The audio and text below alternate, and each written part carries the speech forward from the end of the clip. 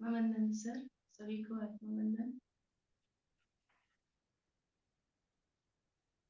आज का टॉपिक है सहयोग। श्रेष्ठ मानव जीवन का आधार है सहयोग। सहयोग देना एवं सहयोग लेना जीवन चक्र का विधान है। इस विधान के अनुरूप आत्मा एवं प्रकृति दोनों के परस्पर सहयोग से संसार में जीवन चक्र चलता है।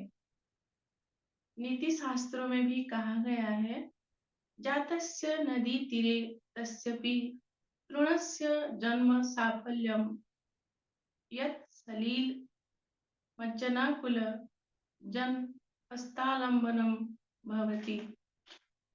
अर्थात नदी किनारे जन्म लेने वाले तृण का जीवन सफल तभी कहा जाएगा जब वह उस नदी प्रवाह में डूबने वाले व्याकुल मनुष्य के हाथ का सहारा बने, क्योंकि डूबते हुए मनुष्य के लिए तिनके का सहारा ही जीवन बचाने का साधन बन जाता है।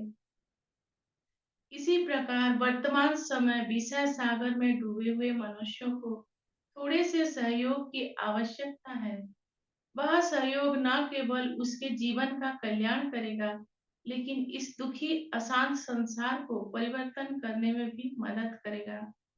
मनुष्य का यह अमूल्य जीवन है कि दूसरे के सहयोग के लिए, दूसरों के कल्याण के लिए अपने संकल्प, बोल एवं कर्म का सहयोग देना ही सच्चा मानव धर्म है। एक दूसरे के सहयोग से मनुष्य शारीरिक, मानसिक, पारिवारिक एवं सामाजिक आदि सर्व समस्याओं का समाधान कर अपने जीवन को निर्विघ्न बना सकता है। अगर मानव सहयोग के इस महत्व को जान जीवन में आध्यात्मिक ज्योति प्रज्वलित कर कर्म करे, तो वह दुख, अशांति, कलह, कलेश वाली दुनिया को सदा के लिए सुख, शांति, आनंद, प्रेम संपन्न दैवी सुखदायी संसार बना सकता है।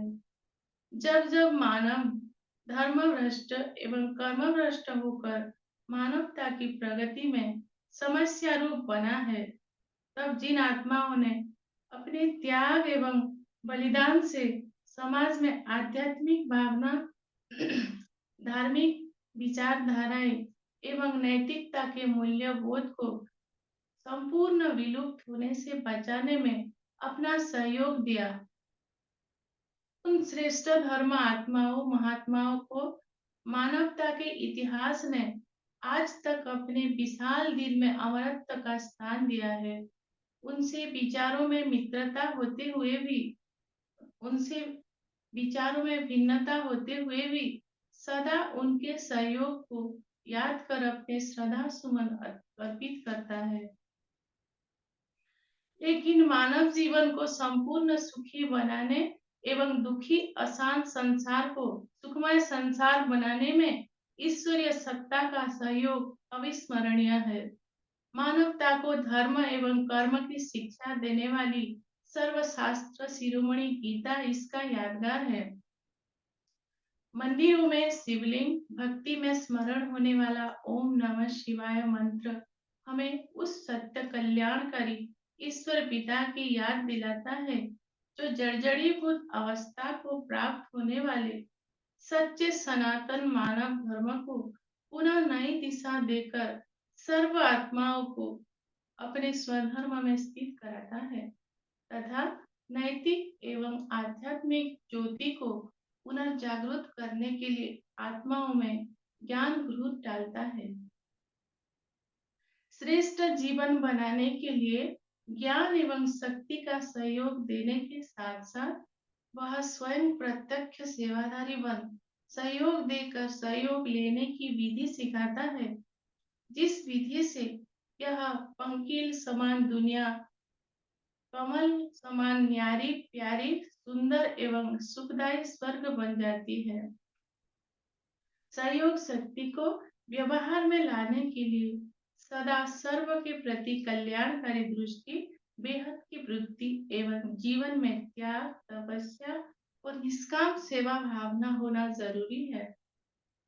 वसुधैव कुटुम्बकम की भावना से समदृष्टि धारण कर सबको समभाव से अपना सहयोग दे सकते हैं। इसीलिए सबसे पहले आध्यात्मिक शक्ति का विकास होना आवश्यक है, जिसकी सहायता से हम अपनी कर्म इंद्रियों एवं आत्मा की सूक्ष्म शक्तियों को नियंत्रित कर सकते हैं और अपनी सहयोग अपनी सहयोग शक्ति को सही दिशा में क्रियान्वित कर सकते हैं। यही है श्रेष्ठ मानव जीवन का आधार। Over to you sir. धन्यवाद।